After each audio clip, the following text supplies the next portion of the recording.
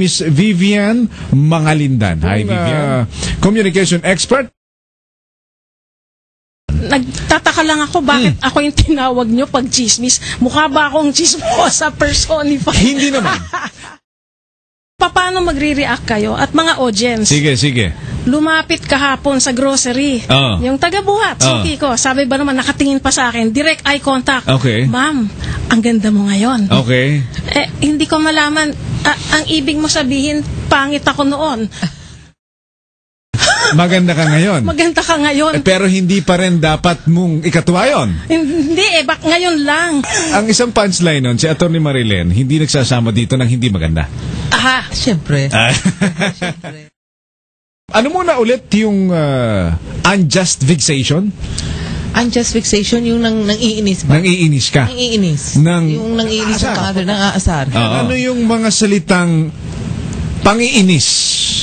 Ang ganda mo ngayon. Yan ba pwedeng isipin ng isang taong sinasabihan na iniinis mo yata ako, nang aasar ka ba?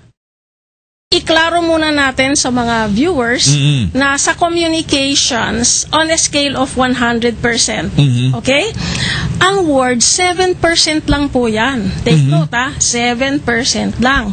Ano yung 93%? 55% yung body language mo, facial expression, gestures, 38%. Yung tone of voice, yung tono. Yung tono ng pagsasabi.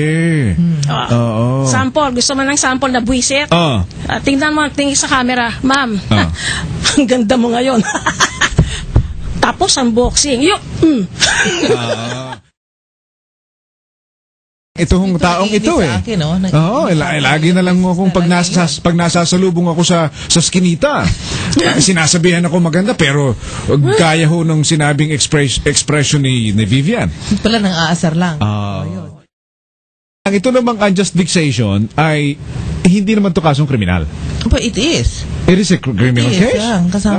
Kasama. Criminal case yun eh. Maraming forms ng unjust vexation eh. Could be words, could be action. Hindi ba? Okay. So kung paano mo sasabihin sa isang tao yung sinseridad mo na hindi mauuwi sa unjust vexation, kagaya nun, yung ang ganda mo. It depends on the arrive. Kung insecure yung tao, posibleng magalit. Meaning, yung sinasabihan. Oo. Kunyari, pretend tayo insecure ako. Aba, ikaw, isipin mo, taga-buhat ka lang ba? Magagalit, di ba? Sino ka ba naman para magsabi niya, impertinente, malutukan, etc. Kasi insecure ka. Insecure yun. Pag secured ka naman. Pag secure naman, tinignan ko lang siya ng ngayon lang, I'm disappointed. Sabi, hindi ma'am, marunong sumalo. Sabi niya, ibig ko sabihin, extra marunong. Natipan ko tuloy yung pagbuhat sa kotse. Marunong siya. Alright, so it's how you say it. Ore kicks ka dyan. It's how you say it.